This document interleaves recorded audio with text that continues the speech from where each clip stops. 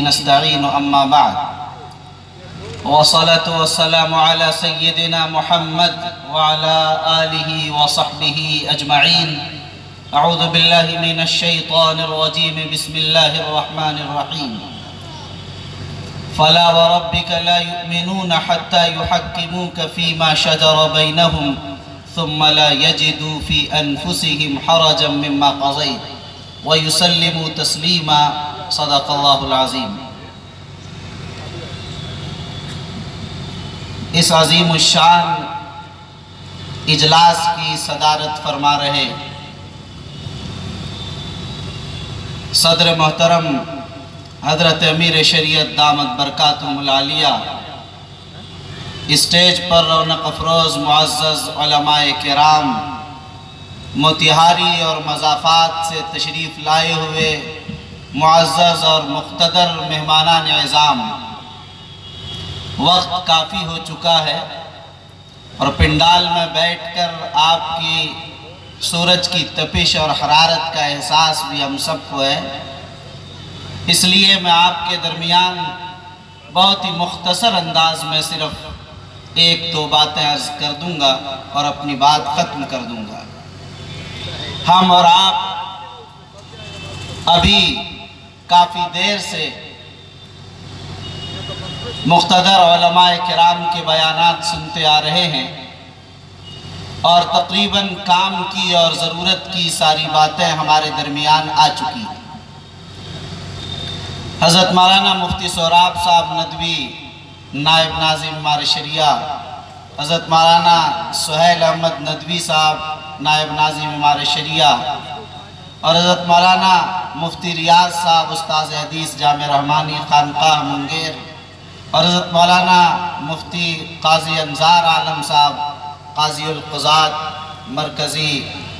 امارت شریعہ، ان تمام مقتدر شخصیات کے قیمتی بیانات آپ حضرات نے تفصیل سے سنے ہیں. اب اخیر میں حضرت امیر شریعت دامت برکاتہم العالیہ کے بیان سے ہم سب کو مستفیض ہونا ہے، اس لیے میں صرف چند منٹ میں اپنی بات پوری کر دوں گا. قرآن مجید کی جو آیت میں نے تلاوت کی ہے، اس آیت کا سادہ سا ترجمہ یہ ہے کہ تمہارے رب کی قسم، وہ لوگ مومن نہیں ہو سکتے ہیں جو اپنے نزاعی اختلافی معاملات کو آپ علیہ السلام کی خدمت اقدس میں یا ناانصافی کے ساتھ ہوا ہے، صحیح ہوا یا نہیں، اس طرح کی کوئی کدورت بھی نہ ہو. اگر فیصلے میں کدورت بھی ہو گئی تو وہ مومن نہیں رہ سکے گا.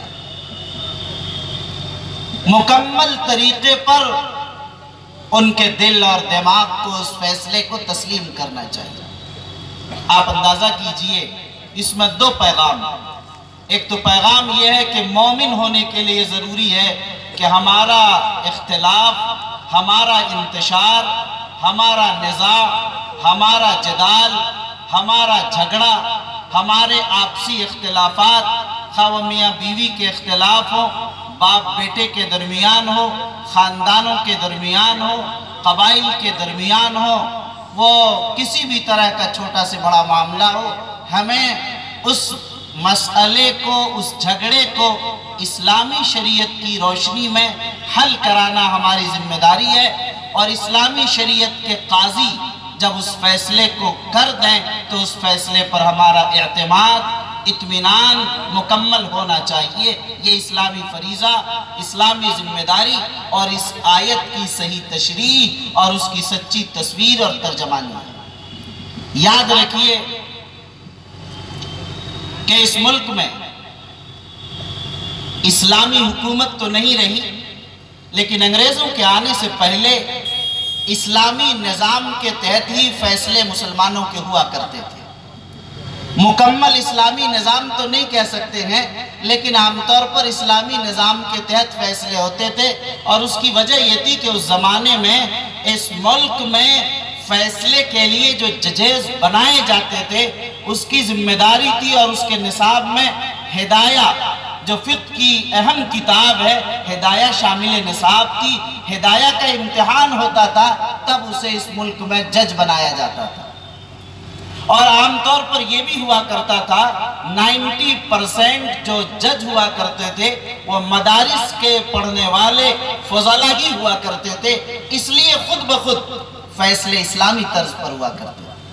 لیکن ایک دور آیا جب مغلیہ سلطنت کا چراغ گل ہونے لگا اور مغلیہ سلطنت اپنی آخری سانسیں لے رہی تھی، ہچکو لے کر رہی تھی۔ انگریزوں نے اپنا دبدبہ، اپنا تسلط اور قبضہ جمایا اور اس طرح جماتے چلے گئے کہ ملک میں جو حالات آئے وہ آپ نے دیکھا۔ اس وقت میں اب ذرا فیصلوں میں کچھ کمی بیشی ہونے لگی۔ 1917 کے اندر اگرچہ بزرگان دین نے کوششیں کی، خود حضرت مولانا ابو المحاسن محمد سجاد نے جب انجمن اسلامیہ گیا قائم کیا، اس وقت انہوں نے دارالقضا بھی چند اپنے ادارے کے تحت قائم کرنا شروع کر دیا تھا 1917 میں۔ لیکن ظاہر یہ چند دارالقضا تھے، ایک ابتدائی کوشش اور کاوش تھی۔ معاملہ یہاں تک پہنچا 1937 میں ایک کیس پیش آیا۔ 1937 عیسوی میں ایک مسلم بہن کو وراثت میں اس کے بھائی نے حصہ نہیں دیا۔ انہوں نے اپنا معاملہ عدالت میں جب پیش کیا تو بھائی نے کہا کہ میں ہندو ہوں اور میری بہن مسلمان ہے، اس لیے میرے یہاں یہ ہے بہن کو حصہ نہیں دیا جاتا ہے، اس لیے میں ان کو حصہ نہیں دے سکتا ہوں، اس لیے حصہ نہیں دیا۔ یہ مسئلہ بہرحال عدالت میں گیا، مقدمہ ہوا اور یہ ساری چیزیں اسی وقت 1937 میں مقدمہ انہوں نے اس میں جیت حاصل کی۔ 1937 میں آپ جانتے بھی ہوں گے کہ اس کو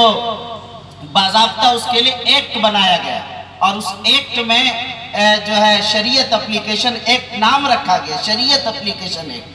تو شریعت اپلیکیشن ایکٹ 1937 میں باضابطہ اس کے فیصلہ کر دیا گیا کہ اگر مقدمے میں فریق اول اور فریق ثانی یعنی مدعی اور مدعا علیہ اگر دونوں مسلمان ہیں تو اس ملک کی عدالت میں بھی اسلامی طرز پر اور اسلام کے قانون اور اس کی شریعت کے مطابق ہی فیصلہ کیا جائے گا۔ 1937 میں یہ نظام بن گیا اور اس پر عمل ہوتا آ رہا ہے، لیکن ظاہر ہے کہ ملک کی صورتحال بدلتے ہوئے اب مشکل حالات میں مختلف موقعوں پر مختلف معاملات آتے ہیں کہ جج کو کہا کچھ جاتا ہے لیکن ایک شق اٹھا کر وہ کہیں سے کہیں پہنچ جاتے ہیں، جیسا کہ آپ نے طلاق ثلاثہ میں خود دیکھ لیا قریب سے۔ تو ایسی صورتحال میں جو معاملہ پیش آیا 1965 کے اندر حضرت امیر شریعت حضرت مولانا سید شاہ منت اللہ رحمانی رحمت اللہ علیہ نے اس میں اور تیزی لائی اور مسلم پرسنل لاء بورڈ کا قیام اسی لیے عمل میں لایا گیا تھا تاکہ شریعت اور دستور کی مکمل حفاظت کی جائے اور دارالقضا کو مزید پھیلایا جائے۔ آپ نے ہمارے شریعہ کے تحت بہار، اڑیسہ، جھارکھنڈ اور بنگال میں دارالقضا کے قیام پر زور دیا اور اس کو وسعت عطا فرمائی اور مسلم پرسنل لاء بورڈ کے پلیٹ فارم سے پورے ہندوستان کے تمام اسٹیٹ اور صوبوں میں دارالقضا کے پھیلانے کا بڑا کام انجام دیا۔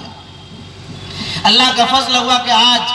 تقریباً 71 دارالقضا کے قیام تک ہم اور آپ پہنچ چکے ہیں۔ حضرت امیر شریعت مولانا سید محمد ولی صاحب رحمانی رحمت اللہ علیہ جب تشریف لائے امیر شریعت بن کر تو عجیب اتفاق ہے کہ انہوں نے اپنا سب سے پہلا سفر جو نقبہ کے اجلاس کا شروع کیا تھا وہ اسی چمپارن سے شروع کیا تھا، اور حضرت امیر شریعت حضرت مولانا احمد ولی فیصل رحمانی صاحب دامت برکاتہ العالیہ نے بھی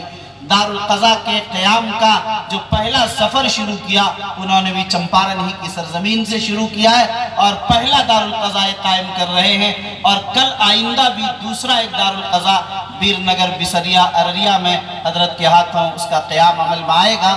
اور حضرت امیر شریعت کی خواہش ہے کہ دارالقضا کا مطلب یہ ہے کہ ہمارے شریعہ بہار، اڑیسہ، جھارکھنڈ کے جتنی بڑی تعداد میں مسلمان ہیں ہر ایک کا فیصلہ دارالقضا میں آئے، اسلامی عدالت میں آئے اور کورٹ اور دوسری جگہوں پر نہ جائے۔ اس کے لیے کیا تدبیر ہو سکتی ہے؟ آپ نے میٹنگ فرمائی اور فرمایا کہ اس پہلے سال کم از کم 10 دارالقضا قائم کیے جائیں اور ہر سال یہ ترتیب رہے۔ ہم چاہتے کہ کوئی بڑی مسلم آبادی ایسی باقی نہ رہے جہاں پر باضابطہ اسلامی عدالت یعنی دارالقضا قائم نہ ہو جائیں۔ حضرت کا یہ خواب ہے، ہم سب دعا فرمائیں کہ اللہ تعالیٰ ان صوبوں میں خاص طور پر اس خواب کو حضرت کے شرمندہ تعبیر فرما دے۔